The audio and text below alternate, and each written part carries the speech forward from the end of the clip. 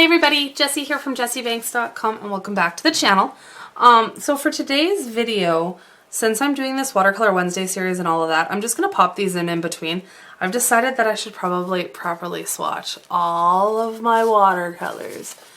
And I think it would be fun to go through the different pigments and what I think of all of these things now that I have them and all of that kind of fun stuff. So what I'm going to do is I'm going to do my Schmincke set, and then I'm going to do like my 3 Jane Davenport sets together and all of that. Just kind of keep them by brand. And then at the end we'll do like a big comparison of all the colors I have and all of that fun stuff. So be prepared for multiple videos before we get to the end. These will not all be uploading at once. Like I have 48 colors to swatch today with you guys. So we're just going to kind of break them up into videos, and hopefully you guys enjoy this. I'm excited to do it. We're going to chat and everything through the video instead of dumping on some music, because I know people like to talk. So we'll talk about the colors, and I'll probably tell you some life stories and all of that fun stuff. So I'm just going to open up my tin here and pop this out, and this is the brush I'm using before I get everything set up. So this is a Princeton Neptune number 12. This is a synthetic brush that is supposed to mimic squirrel hair. I didn't want to use one of my silver black velvets just because there is natural hair in those. And I would much rather put a lot of wear on a synthetic brush than a natural haired brush, just because of cost differences and all of that stuff. So this is a number 12, a nice big brush, and I will be right back and we will get to swatching. Alright, so we've got our pans here. This is just the tray from the center of the palette. I just pulled the whole thing out. I'm hoping not to shake the camera too much. I have all of my little cards in order that these appear with all of the information that I have on them. And we're going to start swatching and talking. So I have my first two colors are my gold and my silver. So we're going to start with our gold. These are a little harder to reactivate than the others. So I'm actually just going to drop a little bit in the silver to get it started as well. So I'm just going to dip my brush in and get it. You might hear the cat in the background because he figures he should get fed every time somebody's home. So we're going to dip our brush in, and then we'll just start at the top and swatch it down. Adding a little more water at the bottom just to blend it out. Colors like this, I like to pick up a little more pigment just to kind of get a full pigment load on there up at the top. And I'm going to make sure I come all the way over on these. And that is our first swatch. Now I am swatching this on Canson. This is just XL watercolor paper, so it's an inexpensive student grade watercolor paper. I didn't want to use arches and all of that just to have a swatch of everything. Pardon me, sorry. So I'm just using this paper. So we're just going to set it up and dry, and once it's dry I will put a second swatch down the side here. Sorry, I keep getting that light beam. Down the side here just to kind of give me a full mass tone. So I'm just going to set those to the top. And once I get so far, we'll go back and do the second. So this is the silver pigment. So these are both semi-opaque pigments. I was all excited to have these in this set of paints. And I haven't used them.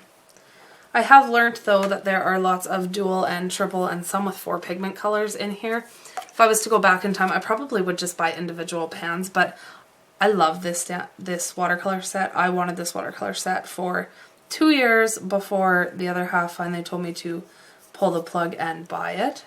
So I won't complain. I love it. I use it lots and I'm thrilled with it. So that is our titanium white. So now that I'm getting into these, you can see how I have Schmincke Permanent Chinese White PW4 semi-transparent. That's all the information I'm putting on them. I feel like that is all the information I need. The other white was titanium white, and it is an opaque color. Blend that out all the way down. I've got a couple of tins of water here. I know you're going to hear that splashing around, but there's not much I can do about that. And I'm just going to slowly start piling them up at the top. So then we will come back and do our second swatch, probably once I get to the end of the row here. Our next one here is lemon yellow.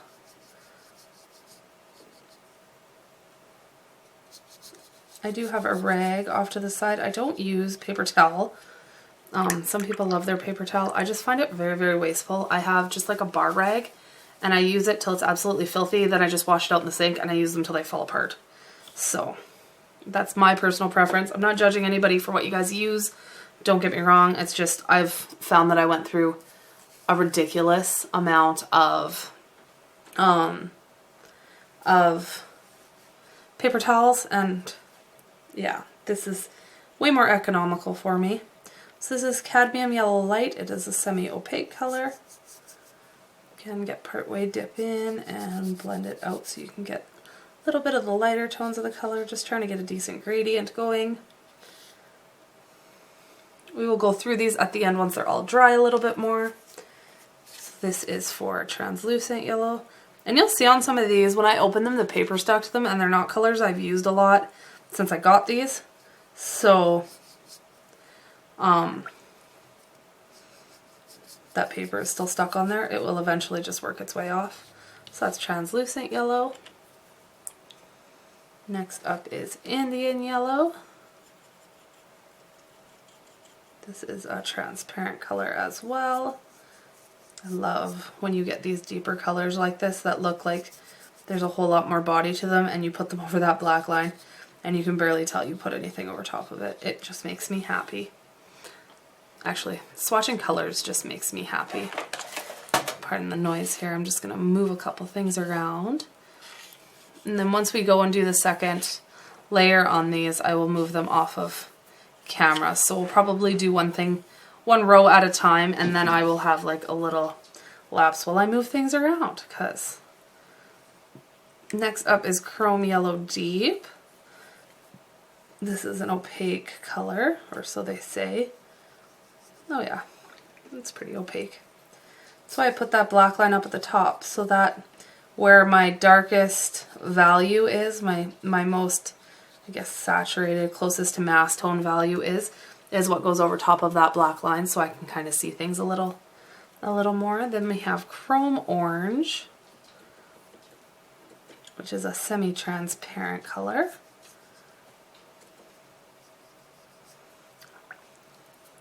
I'm not wetting this paper before I put this on. I'm just going wet onto dry and letting it and blending it out. So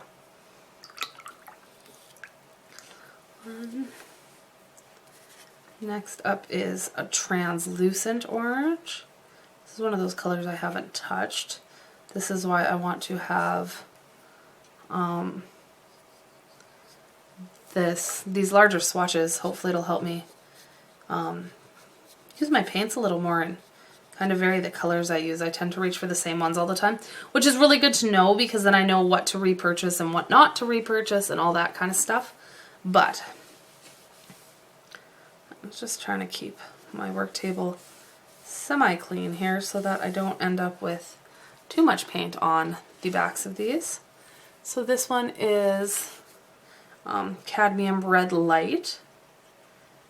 So we'll do this one. And this is an opaque color.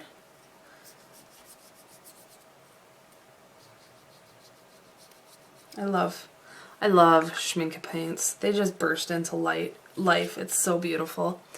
Okay, now we'll go back to the start here, and I will take our gold again. I have 2 buckets of water. I'll probably dump them while I'm moving things around as too. So, and then I'm just going to put on as much color as I can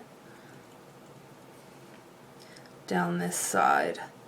So with these pearlescent ones, I'm just going to kind of tap it in and then let it dry that way because they do pick up so much of themselves. So that's the gold. Next is our silver, which doesn't really look like there's anything on the paper to you guys, but if I move it around, you can see the shimmery tone. And I'm just going to do the same thing. I'm just going to pack that paint down this right hand side here, getting it as opaque as possible, or as thick as possible, as close to mass tone as I can. So that's that. I'm going to do the whites too, simply because I like to make sure I do everything. So, and I know white is white, but this is our transparent white. So you can see how different the mass tone is. It'll dry out a little more, or this is our opaque white, but you can see how much more opaque it is in mass tone here along this right hand side than where I washed it out. So that's why I want to do those on all of these swatches. Now this is our semi-transparent white, our permanent Chinese white. Some of these I'm going to have to add extra water to, simply because they get so creamy and then it's almost sticky and I don't want to paint it too thick. It's still a watercolor. Chinese white. Next up is our lemon yellow.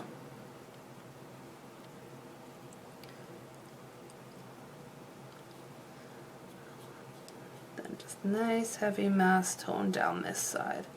So how I came up with these is I watch like In Liquid Color and a bunch of people that do swatching videos because I'm obsessed with colors. And I kind of took the best of everything and put it together into sample cards that are going to work for me. So it gives me all the information I need on a regular basis. I want to get into more knowledgeable about the actual pigments used, so that's why I made sure to put those on. And that's why I'm doing it the way I'm doing it. So, like that. This one isn't quite dry yet, but you can see how it kind of washed back into itself here. Now,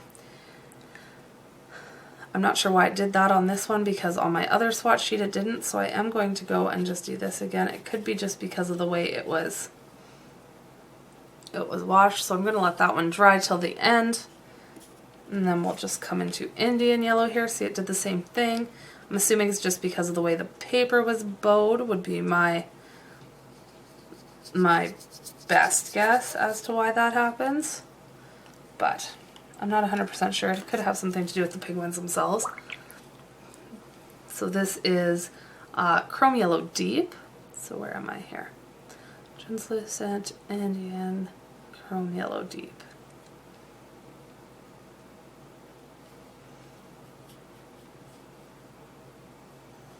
Drop that on in mass tone, and yes, I know I'm getting it on my table. I will wipe it up. Not a big deal.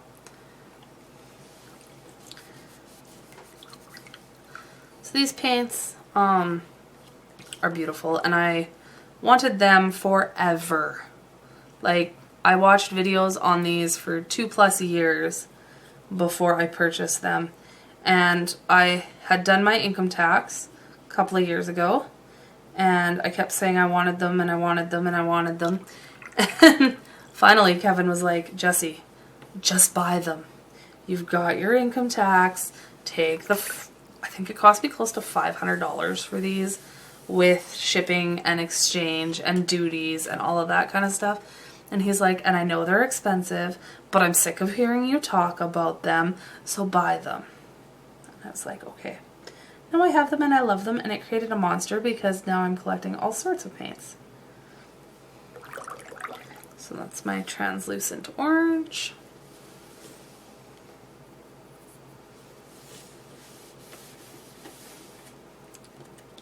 And this is our cadmium red light.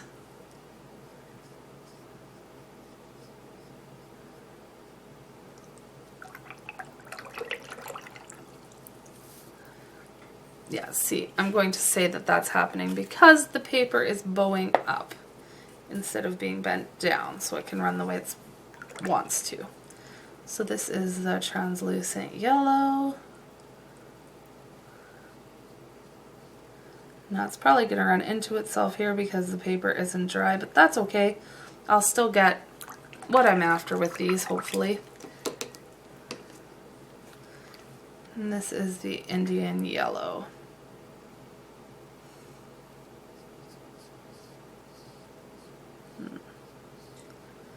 There we go. Okay, I'm going to move these ones so we can start on the next row, so I'll be right back. Alright, carrying on into our second row of paints. We're starting off with Scarlet Red. This is another one that has a chunk of paper that was stuck to it when I purchased it. Let's pick up a little more color.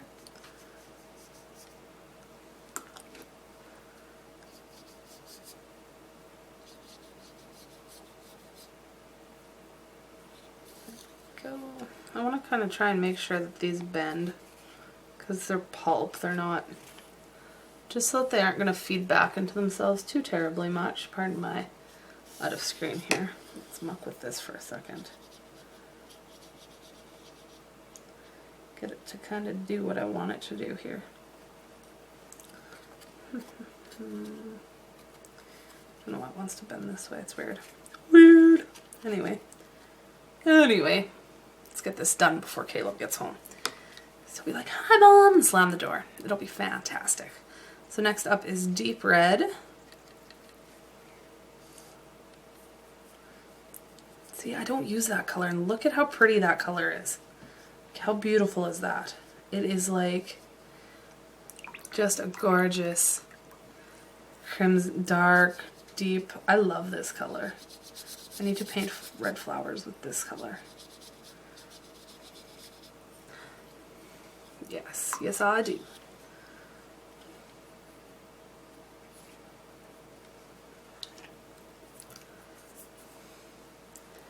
Then I have Madder Red Dark. On the Jackson art, it calls it Madder Red Deep. I'm not sure what the story is with that, but regardless, it's very pretty. It's another one that I haven't used much of. Beautiful color. I know that these colors are going to be kind of off on here. I will put a picture at the end of the video of all of the swatch cards in the rows like I'm doing them now, and then over on my blog there'll be the bigger, better quality photos of all of these. So this is Permanent Carmine.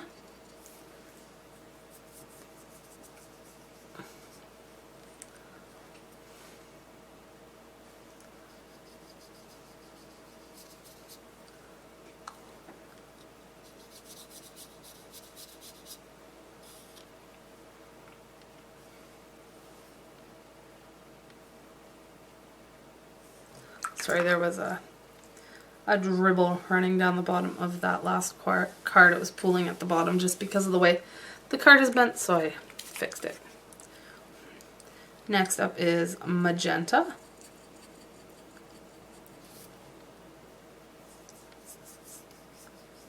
Which is a lovely color. I use this one a fair bit.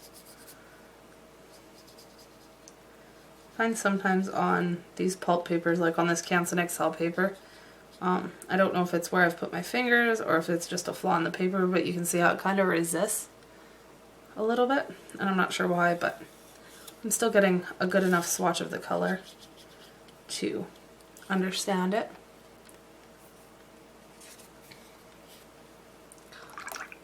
Now this is Manganese Violet. This is the only purple in the set. I do wish there would have been like a dioxazine in here as opposed to this color, but you can mix a ton of purples as well. Plus note, this one is a single pigment color, which is really nice.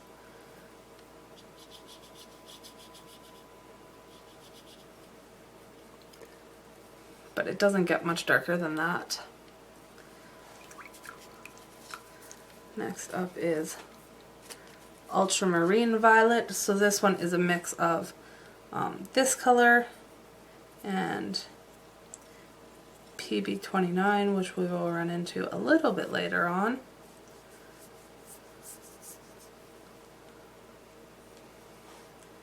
But it looks very blue here, but when I put them together at the end and show you guys a little more, it does have a very purple toned blue, but I like it. It's a very pretty color. I use it a fair bit. So there's that one. Next up is Delft. I missed the T. Delft. There we go. Blue. Just fix my mistakes as I go. This is a very dark, moody blue.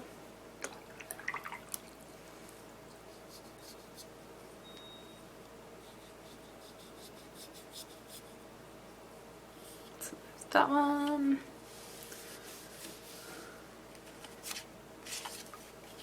Next up is Indigo.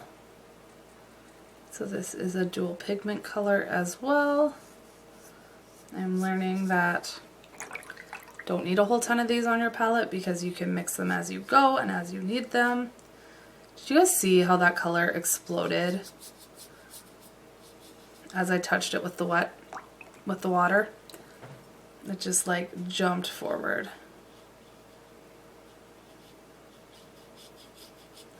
Which is awesome. I don't want to line, I'm just trying to get a really pretty gradation on there. And then we have Ultramarine Finest. Move this because I have 3 more to do here. So this is PB29. So this is what's in that Ultramarine Violet. Now it could be this or it could be the Ultramarine Blue. Depends. I think they're the same pigment if I remember correctly. It's just this is ground finer than that, so it doesn't granulate as much. I could be wrong. Don't quote me on that. That's just what I think I remember reading. Mountain Blue, which is a 3 pigment color. Knowing what I know now, I will never buy a color like this in a pan or a tube simply because there's 3 pigments in it, and you can't do, when you start mixing colors like this with other colors or layering them and stuff, you can get mud very, very easily. So it's a gorgeous color. I will definitely use it. I would never purchase it by myself again. And last up in this line is Prussian Blue, which is a beautiful color. I always forget to use this one because it's, I don't know, I just never think of it. So this is PB27.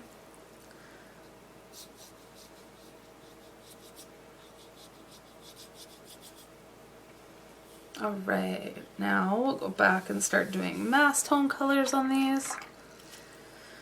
So starting with the Scarlet Lake.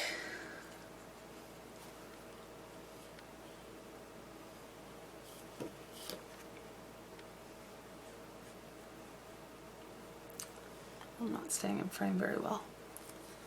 I hope that doesn't look as neon on the video in the end as it does currently. It could just be the angle that I have my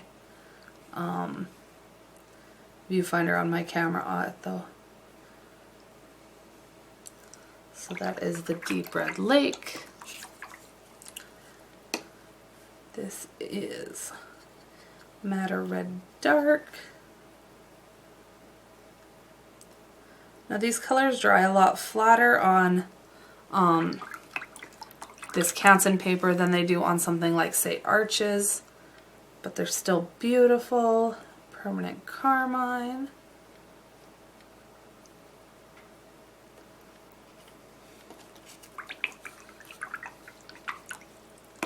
Then we have Magenta.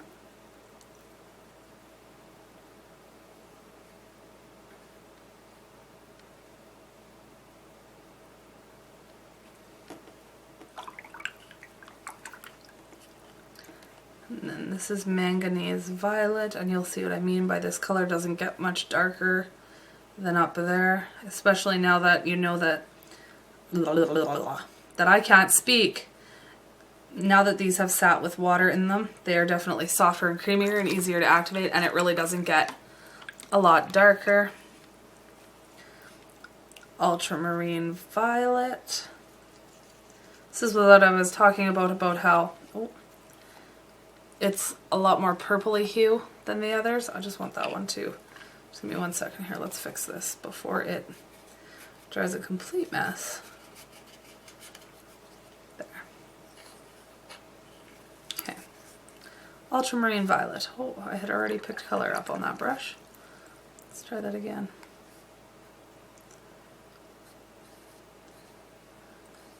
Still a beautiful color. Would look really pretty in a stormy sky. Delft Blue, the one we had to fix the spelling of. Oh, it's sitting on my foot and it got stuck to the chair.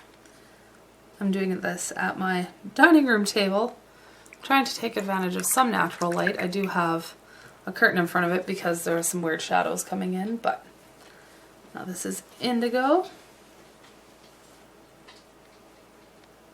Oh, that's not indigo. Jessie, Jessie, Jessie. Come on now. This one's indigo. Oh, I'm not even. I have a hair. I'm just a disaster, you guys.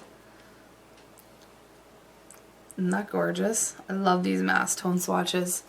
I love seeing how dark and saturated, I guess is the more proper term, you can get these colors to go.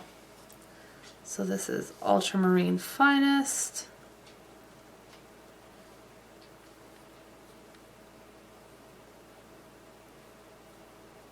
So it just doesn't granulate as much as most other ultramarine blues. This is that Mountain Blue, that 3 pigment one, which again is still a super pretty color.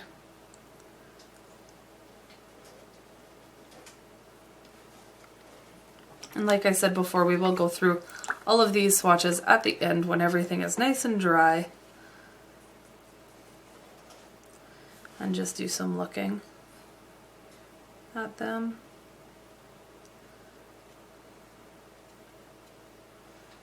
Prussian blue.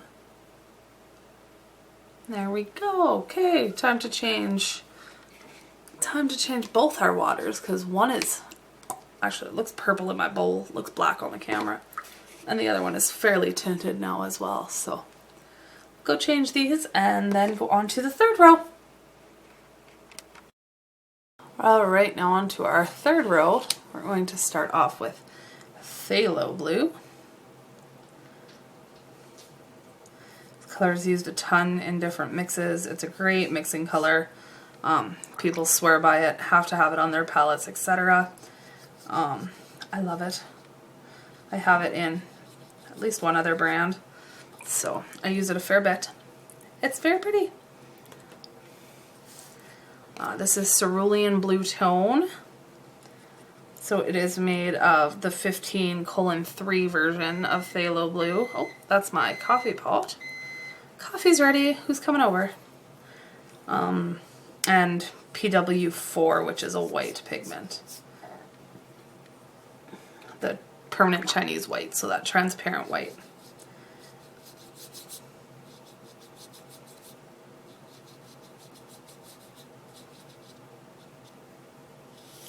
Beautiful color. Okay, next up is Helio Turquoise. I use this one all the time. I love teals and turquoises. I think they're gorgeous. I love mixing them with peaches. This color is personally very, very close to the color of the walls in my kitchen and dining room. So yeah, it's pretty. Ooh, we're cutting it close, guys. School's getting out right away. Try and power through these before Caleb gets home. Cobalt Turquoise. It's a beautiful color. Semi-opaque. I think it's one of most of us card maker and crafters' favorite colors. I didn't write down light fastness on these cards. Oops, I probably should have. I'll probably go back after and fill that in on these and then do it on all of the future ones, hopefully, as long as I remember. This is Prussian Green. I don't use this color. Why, I'm not sure. I think it's really deep and moody. I like it. I should use it more. I will use it. I will use it. I will. I hope. I will. I will use it. Oh, goodness. I'll use it. I swear I'll use it. No, well, hopefully. Okay, I'm laughing to myself. Jessie, you're losing your mind. This is Phthalo Green.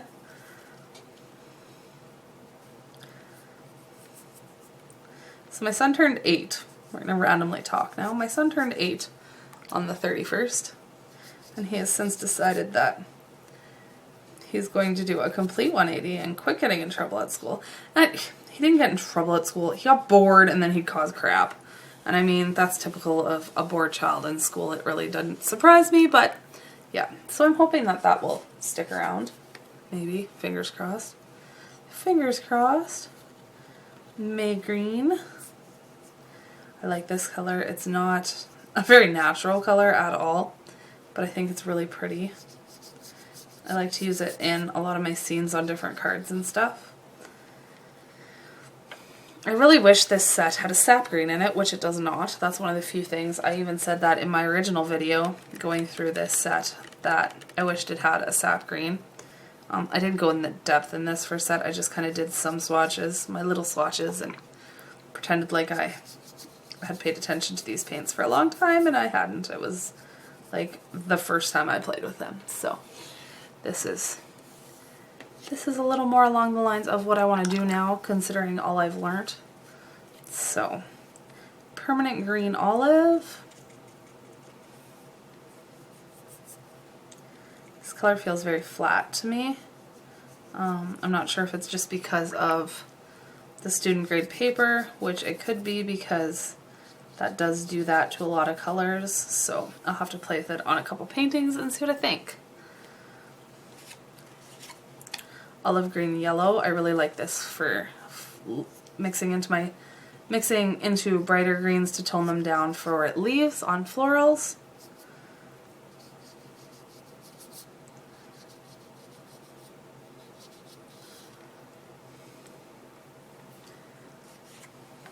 I think this is Wan, Jaune, Wan Brilliant Dark. It's a skin tone-ish type color. It's a 3 pigment color. It's alright. I haven't used it much at all. I should try it with a different couple characters and see if I like it for skin. This is Naples Yellow. I have this in the Daniel Smith line as well. I prefer Daniel Smith's version to Schmincke's, which doesn't happen all that often. I usually find them pretty on par, but I definitely prefer the Daniel Smith version for mixing into skin tones than this version. I'm just going to move a couple things here so that I can carry on. Oh, that's it for this row. Okay, we're good. Never mind. So we're going to go back and start on our mass tone swatches. So first up is Phthalo Blue. Again, this is a gorgeous color. It is a very common mixing color. You have seen it in the indigo mix here, as well as the ultramarine violet. No, pardon me, not the ultramarine violet. That was ultramarine. Haha, blonde moment. So this is a colon version, has a version of that Phthalo Blue in it. This is that cerulean hue. This is a gorgeous color.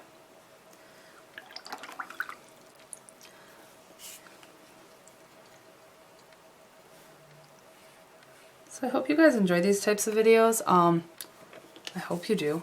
It's kind of me babbling and us going through a whole ton of colors at a very slow speed because I can't speed this up because we're talking through it, but it gives you a good look at a bunch of colors from the Schmincke line this time, and then from all my other paints that I own and pick up along the way. I'm going to continue the same thing so that I can have these all together, and when we get when I get new colors and things and we do hauls, we can swatch them and we can compare them to others with the same pigments and similar colors and things like that. So that will be awesome. See, this phthalo green is really pretty once it dries out. It feels really fake, like it doesn't feel like a natural green of any sort, but I think it's really, really pretty. May green.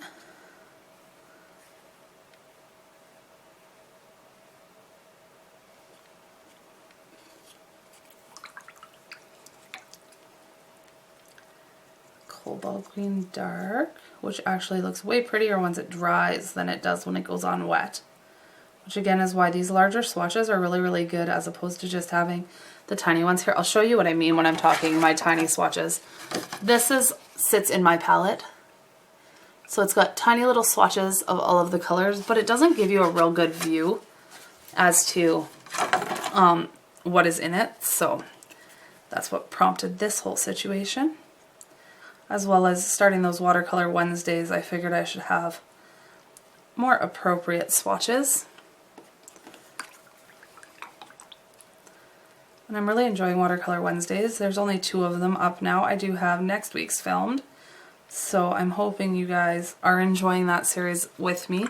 I did get told that it was very, very quiet. I have corrected that. I think part of that issue is when I listen to my playbacks before I upload, I'm listening to the playback at like 4 o'clock in the morning. So my house is really quiet and I've just woken up, so I think it's louder than it actually is.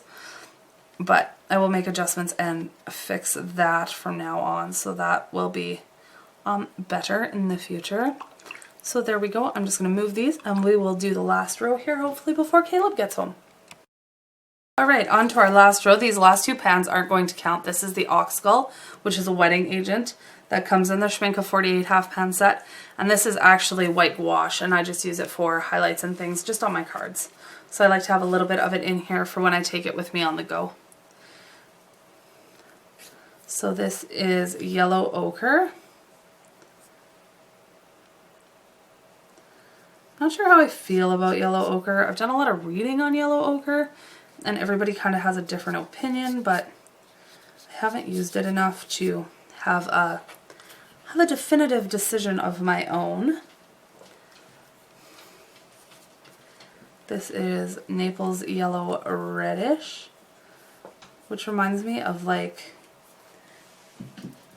a pigskin pink color. Sorry about that pause. The cat was sitting on wet swatches on the floor and I needed to move him. But it's a very fleshy color.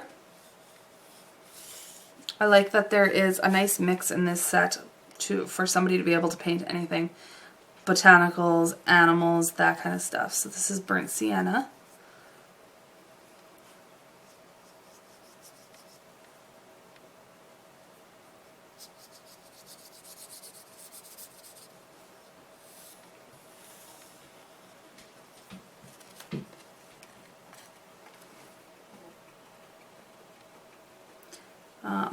Madder Brown, which is a gorgeous like red brown. I think it's very, very pretty. It would be beautiful for painting in foxes, I would think. Foxes and squirrels and stuff like that.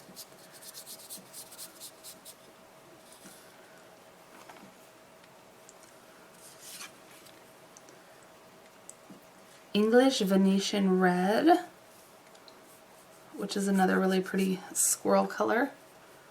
I would add a little more yellow to it, but it is PR 101, which is a very common pigment in watercolor. People really, really like it.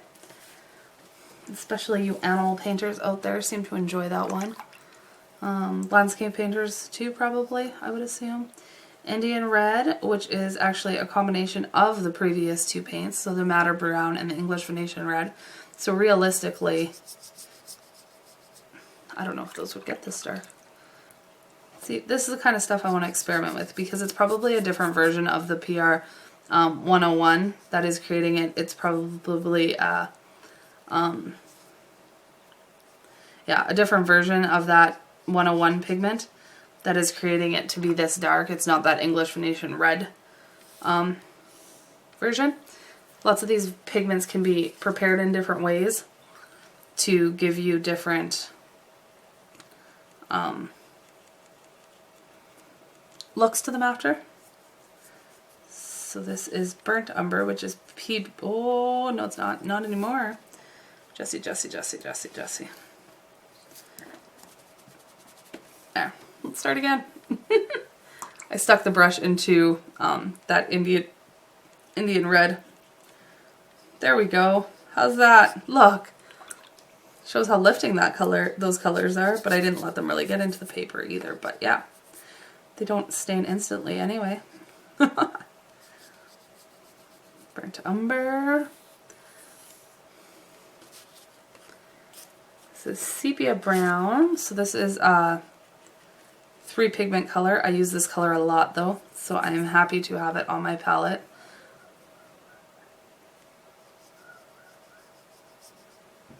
And here's Caleb.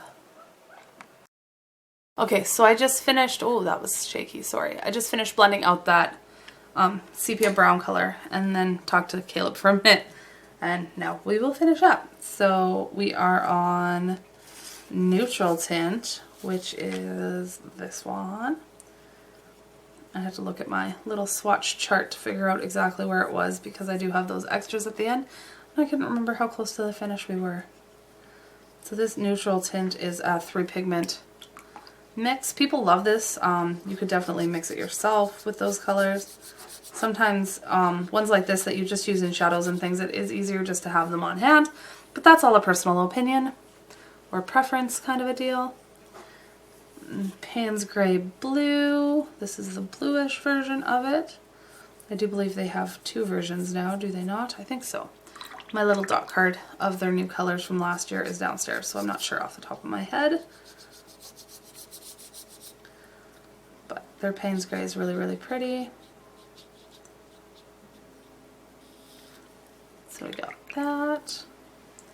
An Ivory Black, which is a very flat black. I don't care for this black. I don't use this black very often at all, unless I don't have my Daniel Smith colors handy, because I do have the Lunar Black in that version, or in their line, and I like it a whole bunch more than this one. So there's that. Hope you guys can't hear that too well in the background. Caleb's in his room, he's playing. So now we're going to do our mass tones, Yellow Ochre. Probably have to get some of these real wet again because they did dry a fair bit while we were talking about how his day at school was.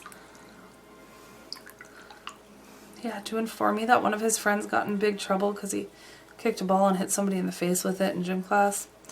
Didn't quite follow the entire story, but happy that it wasn't Caleb that did it, I guess.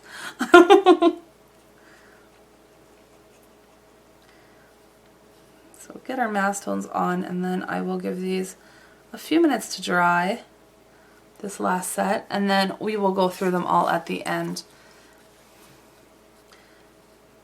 I love this set of paints. Schmincke paints are fantastic. I think they're absolutely gorgeous.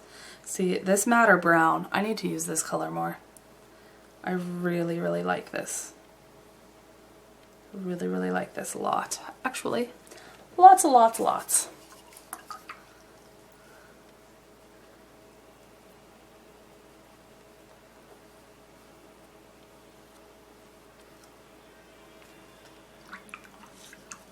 This is a beautiful color too, that I obviously don't use. I don't know how well you guys can see that on your screen, but there isn't even a dip in that pan.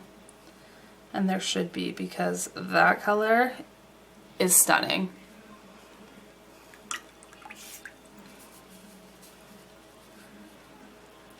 Burnt Umber.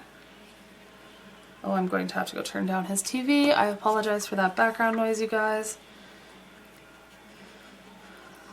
Sepia Brown, again, this is one I use quite often. I'm going to say that where it's skipping down there is where I've held my fingers. And it's just oils on the paper. Neutral tint.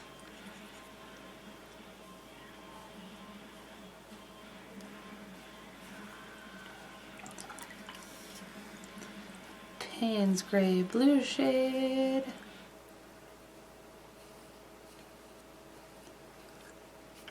I hope that that pigment information comes through, or I will have to adjust that.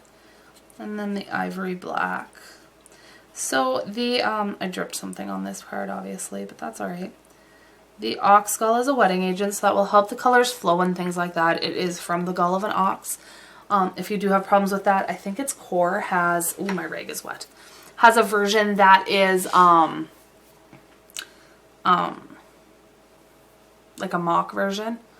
Artificial version of it that's supposed to do the same thing. I haven't played with it. I might pick it up in the future. I don't even use it a whole lot. I don't find I need it a whole lot, but once in a while I do dip into it. Sometimes I'll even just take my brush with some water on it, and instead of putting it into my paints, I'll just go into it and pick some up and put it into my water, and then as I dip it gets into my paints. So it's not usually has that white cast on it. That's just because A, my water here is filthy, and B, it's sitting beside gouache. So, but yeah, so those are the swatches. I will be back as soon as they are dry, and we will go through them all. Alright, so all of our swatches are dry. I'll just kind of flip through them here while we chat for a minute. I'm super happy with these. I'm going to have to make a whole pile more. This one kind of bled out. I will probably add another line of translucent yellow to it at some point. Oh, voice went funny. Weird. But I'm very happy with how these turned out and how you get like your mass tone and then your gradation on the same card. So that is super fun and awesome. And I'm really happy, and I like that I have this, and now I have started a way to be able to go and look at all the different pigments I have and compare them to others. Now these are still in the order that they are in the palette. They will not be staying this way. As I go through others, I'm just going to start grouping everything together of all the different brands. That's why I wrote the brand on the swatch sheet, so that, you know, anything that is like I'll put all of my yellow ochres together, kind of a deal, and that kind of stuff, so that as I go through we can do some comparisons in the future and compare to newer colors as they enter my collection, because we all know I like watercolors. If you saw my watercolor video where I share like my collection, you'll know I have a watercolor addiction, and I've ordered more since then and received some since then. So yeah, I have a problem, but I will leave a link to that up here if I can remember how to put it in the cards. And I hope you guys enjoyed this, and please give it a thumbs up if you like seeing all the swatches and the pigment information and giant swatches and mass tones and all of that fun stuff. And I will see you guys in the next video and in another one of these in the future. Bye for now.